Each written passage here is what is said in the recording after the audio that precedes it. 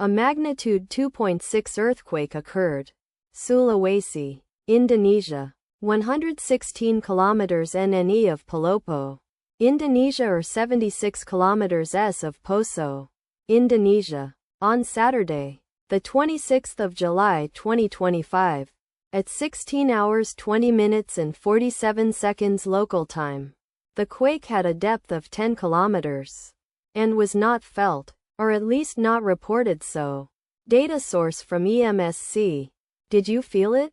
Let us pray. May the earthquake that occurred not affect our brothers and sisters there. May the earthquake not happen again. And may God protect everyone. Amen.